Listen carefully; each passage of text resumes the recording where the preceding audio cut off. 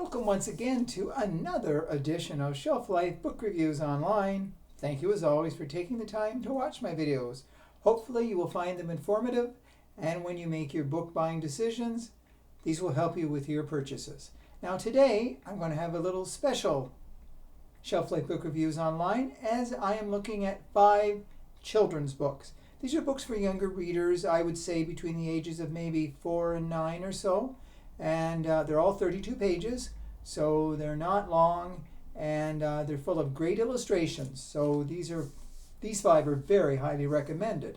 The first one is The Most Beautiful Thing. This is written by Keo Kelia Yang and illustrated by Koa Lee.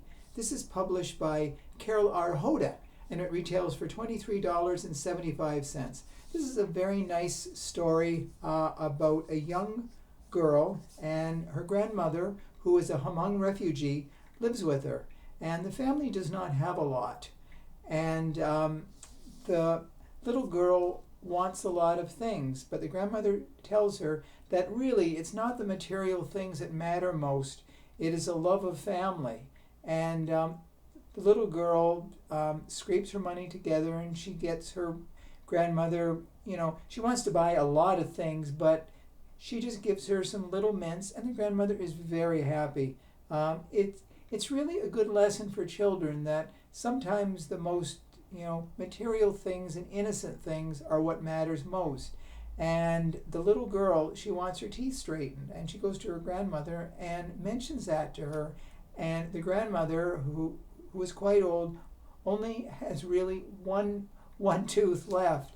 And the grandmother smiles, and the little girl sees that smile, and she understands that, that is what matters most. It's a smile. It's the happiness of life.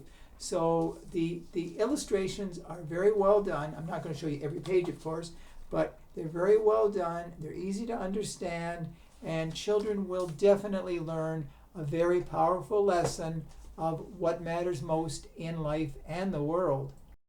The second book of note is Dear Black Child. This is written by Rama Radha and illustrated by Lindia Mabah. And it is published by Balzer and Bray, and it retails for $23.75. This is a book that empowers black children, and it is really a nice book. There are great illustrations and great advice. It says, Dear Black Child, the universe is vast, so take up as much space as you can. And it's really nice illustrations. Roam freely. You need no permission to be on this land. And it's great for the black child and children of any color who feel left out in the world, that this tells them they're just as good as anybody else. And it is a book that children will want to refer to many times over. And like I said, these books are average 4 to 9, maybe 4 to 10. But anyone can read this and learn the lesson that we're all the same, we're all part of this world, and be yourself, be strong, and don't be intimidated by anyone. The third book of note is Some Days, A Tale of Love, Ice Cream, and My Mom's Chronic Illness by Julia A. Stamm. This is illustrated by Camisa Kellogg, and this is published by The Experiment, and it retails for $24.95. The author, Julia Stamm, has multiple sclerosis, and she wants to show, she's been lecturing children and telling people how she lives with it, and children can understand people who have a difference. That is not of their doing, that life sometimes gives us challenges that we have to deal with. And the little boy in the book, his mother has multiple sclerosis, and he takes her everywhere. She has a cane. He calls it her magic stick, and she points it, and she's a superhero. And when they get home, he gives her a hug and a kiss, and he tells her he loves her. So this is really a very nice book, showing children, the difference in people who are different, people who have, like I said, things happening to them. And in the end, no matter what is wrong with his mother, he makes sure she has good days. And keeps telling her that he loves her. So this is really a book that's hey, for adults too. They can learn as well from books like this. Book number 4 is Tea Time Around the World. This is written by Denise Weisbluth and Chelsea O'Byrne. This is published by Greystone Kids, and it retails for $23.95. I don't know if children 4 to 8 really drink a lot of tea, but this is a very informative book. It is a book that they can learn from tea customs around the world. And it tells them all the cultures, how they enjoy their tea. For example, and I've written this down, tea time in Hong Kong, they strain tea and milk through a filter resembling a sock, and it's called silk stocking tea. In Pakistan, pink chai is made from pistachios, almonds, salt, milk, and spices, and baking soda is added to enhance the flavor and the pink color. But it tells you so many cultures, all the cultures, their tea, how they enjoy it, drinking tea through straws, and different aspects of their culture, and why tea is so important to these cultures. So if you're looking for a book that's very informative, actually adults can learn about tea too. If you like tea and you're an adult, you'll learn how customs started in various parts of the world. So Tea Time Around the World is definitely, this book will suit you to a T.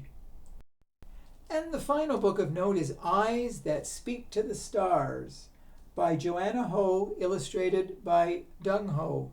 This is published by Harper, and it retails for $23.99. This is the companion book to an earlier book that was called Eyes That Kiss in the Corners. And this is about a young boy.